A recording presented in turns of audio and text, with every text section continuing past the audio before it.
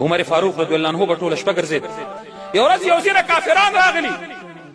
وایي زه د مسلمانانو خلیفه ګورو، دا به څوک وي، دا به څه رقم سړی از برای خدا، دا څنګه عمر دی چې د شپې زموږ بچیان چغې کوي، ښځه ورته وایي چې عمر راغی، غلی دا څنګه سړی دی چې ویې ګورو. چې راغی د چا نه پوښتنه وکړه چې عمر فاروق به چېرته وایي؟ نو مدینه منوره کې هغه ورته ویل اوس دې مسجد نبوي نه داسې ووتل. یهودیان چې داسې د مسجد نبوي نه د باندې ورپسې راووتل چې ګوري دی په شګو کې پروت دی، سر ته تیږه ایښې، څلوېښت ملکونه یې لاس لاندې، څلوېښت ملکونه یې د لاس لاندې دي. په دې ایران کې یو قوي جنګ وخت اول دلته را رسېدل، تیږه سر ته ایښې په شګو باندې پروت دی. نن به زه په شګو څم 10 پیرې خو د اواز کټ څنډم، 6 پیرې خو د لمن څنډم، په شګو پروت دی، سر ته تیږه ایښې. دا خلک حیران شو چې دا به یې که به دا نه وي ولا که به یې څوک. چا نه پوښتنه وکړه وروره عمر ګورو څوک دی؟ ویل دغه دی، دا تیږې دی سرې. خلکو چې د سر ته تیږه ولیده او په شګو یې د املا سولید، نه پوښتنه کوي نه ګیګنه کوي، یو وارې چغه وهي ووایي چې لا اله الا الله محمد رسول الله. په منبر ولاړ دی، خطبه ورکوي، یو کمیس یې په غاړه دی چې په هغې کې 14 پیونده لګېدلي، یو پیوند پکې د پوستکي. چا ورته ویل عمر فاروقه زه به درته یو ښه کمیس جوړ کړم ځکه ته خطبه وایې. او وایي نه، پیغمبر علیه السلام په ژوند فرمایلي والفقر فخري، غریبي زما فخر دی. او ما ته په دې باندې فخر حاصل دی چې ما یو داسې کمیس اغوستی وي چې په هغې کې پیوندونه لګېدلي. خلک خو هغه خلک دي،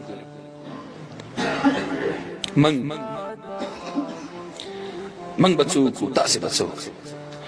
منګ که د خپل ګریوان کې سر دننه کړو، منګ قضاوت وکړو چې موږ د دین دپاره څه کړي دي. اول ما څه دي او بیا تا څه نه دي، بیا بل څه نه دي کړي. لاړل هغه چا چې رضا د پاک سبحان کوله، او چا مالیاري چې د حضرت د ګلستان کوله. عمر فاروق رضی الله تعالی عنہ خلکو ته دا ثابتوي چې زه د مسلمانانو خلیفه یم، نه ځان پسې توره ګرځوم، نه ځان پسې باډي ګارډ ګرځوم، هېڅوک ځان پسې نه ګرځوم، او خلک به په دین باندې عمل کوي. ځکه چې اسلام خو امن دی، سره او سپین په لاره خطا که څوک غلا نه کوي.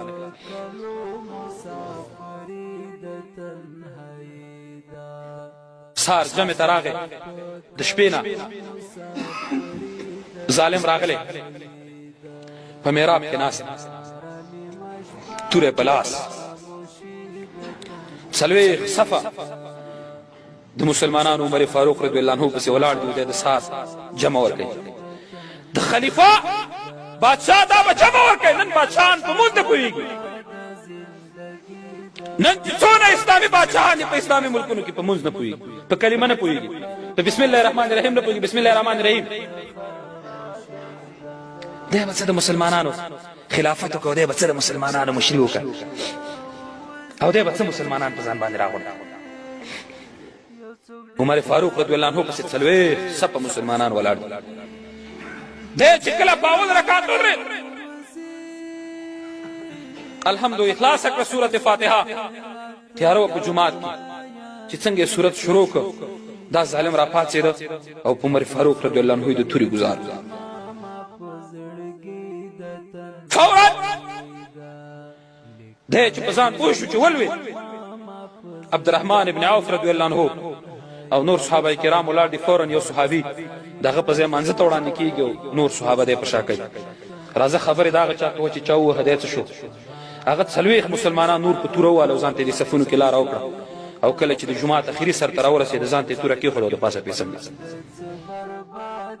خپل ظالم فیصله کړه. عمر فاروق رضی الله عنه یې کور ته راوړه. عبدالله ابن عمر رضی الله عنه ورته شودې راخلي، د ده زوی دی او دی ورته شودې راخلي. کله چې ورته شودې ورکړې، هغه شودې د ده په زخمونو راووتې، د سینې په زخم یې راووتې. نو زوی ته یې مخ ته وکړه چې بچیا مسلمانان راغونډ که زه نور نه پاتې کېږم چې په خپل ځای باندې خلیفه وټاکم. او ورته وی پلاره ولې وی ما ته پیغمبر علیه السلام ویلو چې عمر فاروق ته مرې نو زخمونو نه به دې شودې راوځي زما د زخم نه شودې ووتې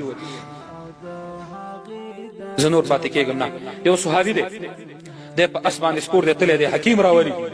چې حکیم راولي عمر فاروق رضی الله تعالی عنه ته چې هغه راشي تر څو پورې د علاج وکړي کله چې هغه ځان سره حکیم را روان کړی په لاره کې را روان ګوري چې یوه وزه ده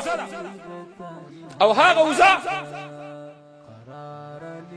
یو پاڼه یې وخوړه پاڼې ته خوله واچوله پردی پاڼې یې وخوړې پردی واښه یې وخوړل صحابي د حکیم ته وایي چې حکیم صاحب بېرته تاو شه عمر فاروق رضی الله عنه شهید شو او ورته وایي ته څه پوه شوې وایي زه په دې باندې پوه شوم چې د عمر فاروق په حکومت کې یو زناور وزې میږې به پردی پاڼې نه خوړلې دغې وزې پاڼه وخوړه معلومیږي ده چې عمر فاروق رضی الله تعالی عنه په شهادت رسېدلی ای ورونو دا خو ولاکه داسې کمزوری دین یا دا داسې دین وي لکه نن چې خلکو ورپورې خندا جوړه کړې پیغمبر علیه السلام وایي زما نه بعد به مې د امت سال وي نن کلټر امتي راوله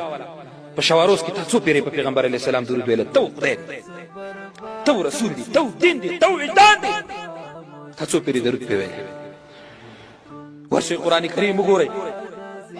هره تحول دې زما جومات کې راواخلې څونه دوړې به پې پرتې هر کور کې هره تاقچه کې راواخله دوړې به پې د پاسه پرتې وي نه ته تلاوت کوي نه دې زوی تلاوت کوي نه دې ښځه تلاوت کوي نه دې لور تلاوت کوي نه دې ګور تلاوت کوي نه دې زوم تلاوت کوي په کور کې دې ښه چې په کور کې مې پیریانه نه شي یعنې ورونو چې موږ دشتو ته وځو سار په سجده خدای ته کېږدو او وجاړو چغې وکولي وهو خدای زموږ توبه قبوله کړي دا څه چې موږ سره کېږي دا زموږ د اعمالو دا خو ولاکه داسې کمزوری دین او دا نه په ټوکو باندې راغلی چې خلک به راپاڅېږي دین پورې به مسخرې وکړي